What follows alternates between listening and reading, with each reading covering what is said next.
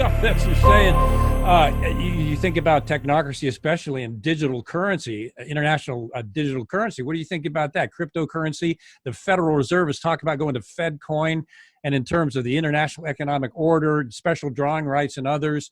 How do you think digital currency fits into this whole plan? Well, this has been on the table for a long time. One of the chapters in my book, my latest book, is called FinTech. Mm-hmm. That stands for financial technologies, right? Mm-hmm. Yeah. And incorporated into that is blockchain technology, as well as how that would apply to cryptocurrencies. Mm-hmm. Blockchain, however, has many, many more applications than just currency. Mm-hmm. And so it kind of needs to be considered, it needs to be looked at as a very broad area of Sure. The FinTech realm. But cryptocurrency, which is based on blockchain technology. Yep, right. What everybody knows about decentralized blockchain right now, which is Bitcoin and Ethereum and other elements like that, they found very quickly that there are serious performance issues with having a distributed blockchain, because it takes inordinate amounts of time to make a transaction to where the blockchain is then distributed to multiple places and back and forth, whatever. And basically, like a peer-to-peer network, it simply just does not work. When it gets large enough, it simply will not work. The central banks of the world, starting with the Bank for International Settlements, which I've written a lot about historically, they have concluded that the way to use blockchain is to generate blockchain transactions and to use blockchain-based currency as well. There's no problem with that.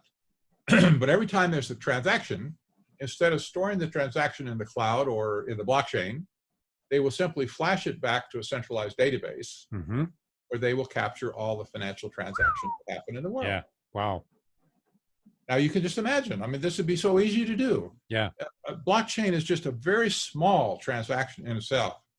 So when you go and you buy $10 worth of gasoline for your car, if you pay for it with a card that has a digital wallet in it, your transaction is encoded to that wallet, and then whatever type of Wi-Fi is available or 5G is available, whatever, for transmission of that little transaction, maybe it's as small as 512 bytes. Boom, it's gone. It goes back to the centralized database where it's just nice, just nestled in there with all your other transactions for the last 2 years. And they have everything. They know more about you than you know about yourself. Yeah. Yeah. Well put. They're also looking. Yeah. Go ahead. I'm sorry. Well, just to say, FinTech has been declared by the United Nations, not by me. I would have done it anyway, but the United Nations has declared the whole area of FinTech, and there's a lot more of what we're talking about, but the whole area of FinTech as being the financial system to support sustainable development. Goodness. Boy, that's scary. It is, because they're on track. They got this figured out. Yeah. And they know that they need a financial, any economic system needs a financial system. Right. Yeah. I mean, of course it does, right? So FinTech has been designated as being the new financial system for sustainable development. Goodness gracious. Also, FinTech, the blockchain idea is even outside of the FinTech. It's being developed right now as a method of universal ID. Yeah, with ID 2020 yeah. That's right. This is all based on blockchain. Yeah. Now, so you see the whole thing coming together. Yeah. And you put it so well, and it, at least in my humble view, in terms of that centralized system, there's no stopping it. It's going to happen, and it's almost prophetic. People like you were warning, this is what's happening. This is where it's going. I agree with that. The digital economic system, currency is, goodness, a derivatives market in the United States is all digital now. But the centralized global digital economy is coming. And you and I didn't talk about what we're going to talk about beforehand.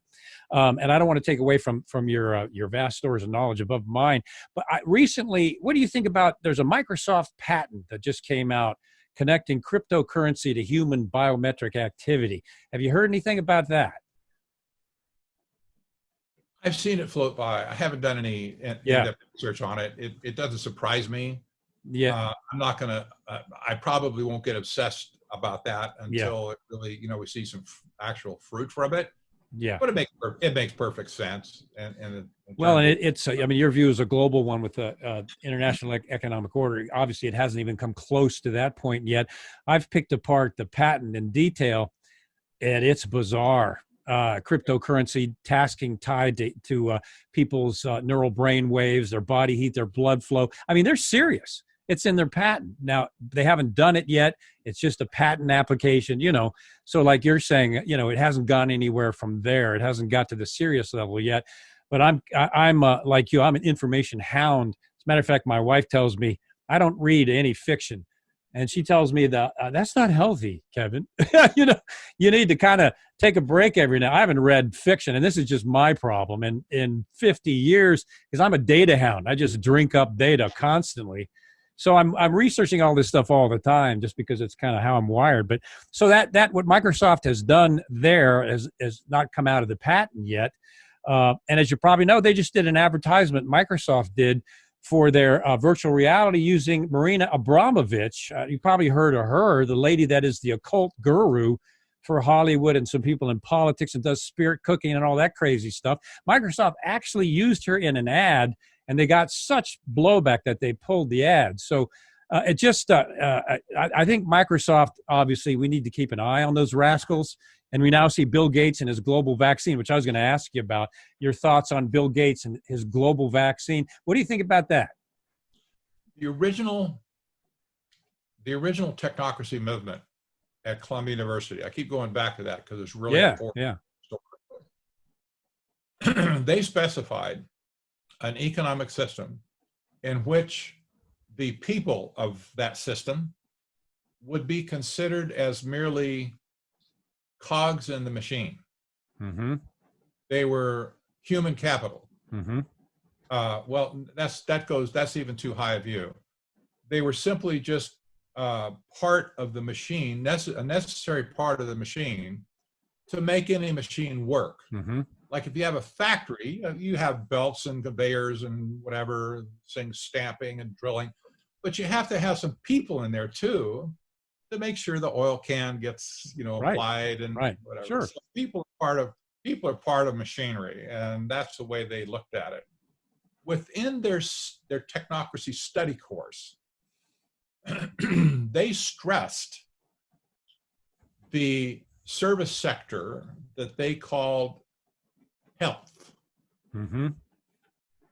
And they specified to have complete control over the hospitals, over the medical community, and over the lives of the people and the health of the people in the system.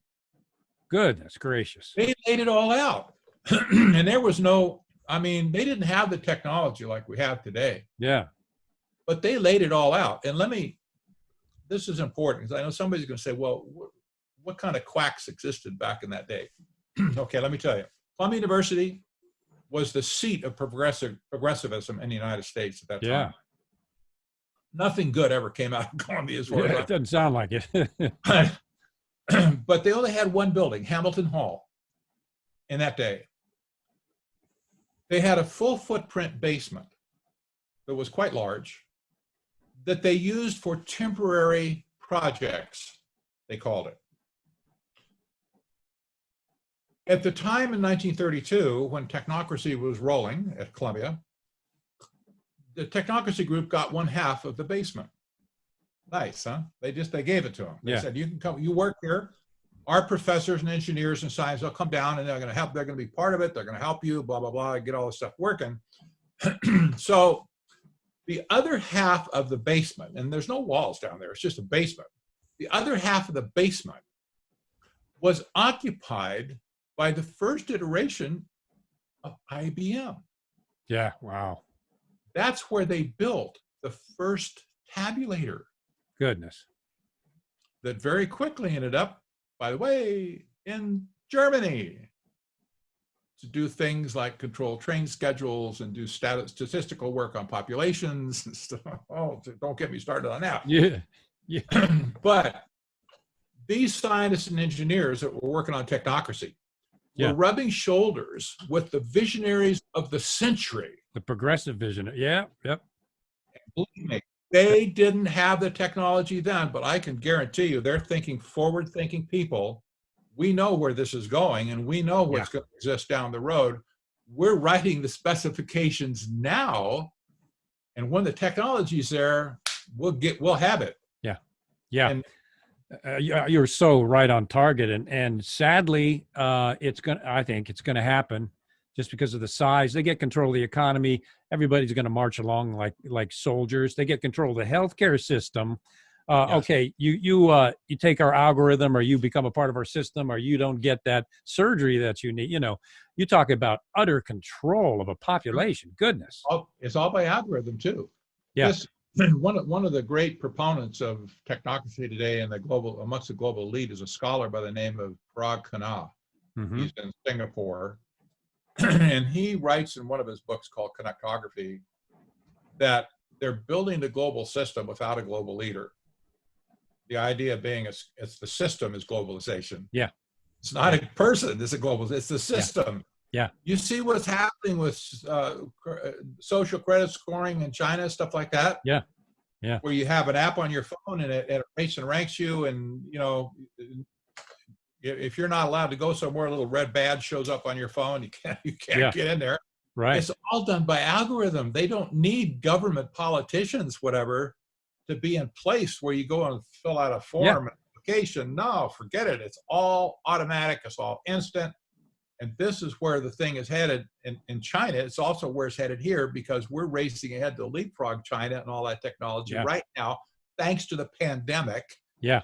Every government agency in America wants local on up, wants to get involved with surveillance, thermal imaging, identification, facial identification to track offenders that don't stay in their homes when they should. Yep.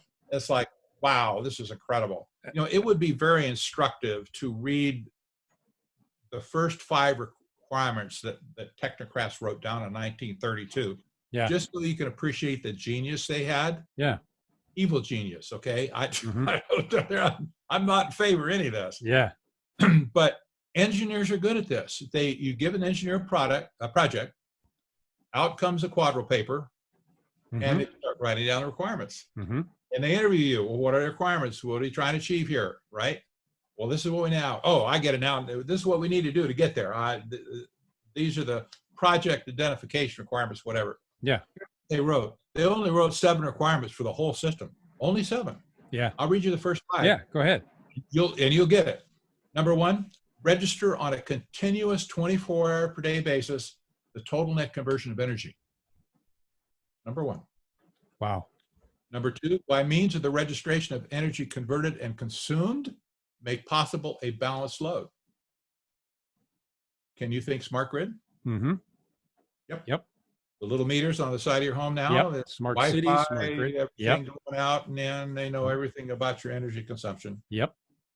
Those are 2 very important things, because they understood economic activity does not happen without energy. Mm-hmm. They wanted to control energy. Mm-hmm. So they put that in, first 2 requirements. Now listen, number 3, provide a continuous inventory of all production and consumption. All production and all consumption. Goodness. Continuous inventory, right? Number 4, these are related. Provide a specific registration of the type, kind, etc. of all goods and services where produced and where used. Goodness gracious. Whoa. We just talked about that. Yeah. Blockchain, Mm-hmm. central bank, Mm-hmm. flash the transactions back. Mm-hmm. Yep. Here's the 5th one. It's related. Provide specific registration of the consumption of each individual. Good. Plus a record and description of the individual. Goodness. Can you see where the CIA? Yeah, that's like freaky but real. Yeah. Gosh. This is what they said must happen in order for technocracy to live. And now we're seeing it actually unfold. That's Right, exactly right. right in front This of is the new international economic order that David Rockefeller set out to produce in 1973. They've done it in spades through the United Nations and Sustainable Development, Agenda 21, 2030 Agenda, New Urban Agenda, Paris Climate Agreement, ad infinitum. And they railroaded this thing to every nation on earth. And now the whole world is deluded into thinking that's our only hope. Goodness. That's our only hope.